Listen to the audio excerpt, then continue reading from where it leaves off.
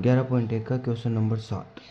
12 centimetre त्रिज्या वाले एक वृत्त की कोई जीवा केंद्र पर 120 डिग्री का कोण आंतरित करती है। मतलब 120 डिग्री का कोण जो वृत्त का केंद्र है उस पर 120 डिग्री का कोण बन रहा है। मतलब ये दो तो त्रिज्या हो गई, दो त्रिज्या हो गई जो दे रखी है 12 सेंटीमीटर और 12 सेंटीमीटर। अब जो इनकी त्रिज्या के बीच में जो थीटा है, मतलब जो कोण है वो कितना डिग्री का, 120 डिग्री। तो अपन को क्या निकालना है, वृत्तखंड का क्षेत्रफल। मतलब वृत्तखंड मतलब त्रिज्या को, फिर वृत्त को दो भागों में विभाजित करना है। ये होता है लघु वृत्तखंड और ये कौन सा होता है, दीर्घ वृत्तखंड। ठीक है, अपन को कौन सा निकालना है, लघु वृत्तखंड का। पाई का मान 3.14 और √3 का मान 1.73 लेना है। ठीक है, तो अपन को ज्ञात क्या करना है, वृत्तखंड का क्षेत्रफल।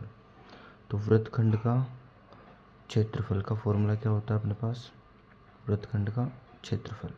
अब जैसे एक बात ध्यान रखना, जैसे अपने पास अगर वृत्तखंड के अंदर 60 और 90 के अलावा जो कोण आता है ना, उसके अंदर अपन फॉर्मूला ये यूज करते हैं, r² sin θ/2 और cos θ/2।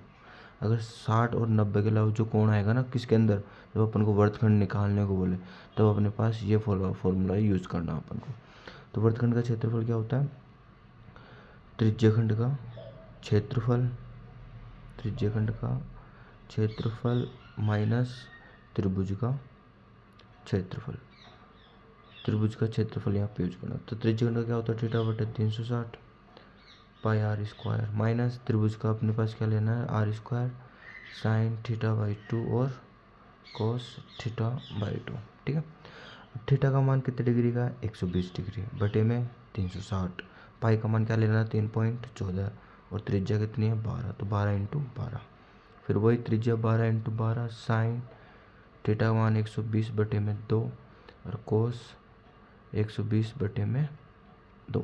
ठीक है, अब 0 से 0 कट गया, 12 की टेबल से 36 कितनी बार कट गया, 3 बार। और 3 की टेबल से जो 12 है वो कितनी बार कट गया, 4 बार। तो क्या बच गया अपने पास, 3.14 और 4 को 12 से मल्टीप्लाई किया तो 48 माइनस 12 × 12, ये कितनी बार कट गया, 60 बार। 60 आ गया, साइन 60, साइन 60 का मान कितना होता है, √3/2। और ये भी 60 बार कट गया तो कोस 60 का मान 1/2। 2 से ये कितनी बार कट गया, 6 बार। और 2 की टेबल से 6 कितनी बार, 3 बार।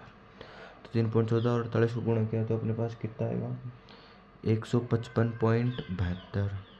अब 12 को 3 से गुणा तो 36 गुणा में √3 है, तो √3 का मान अपने पास कितना रखना है, 1.73।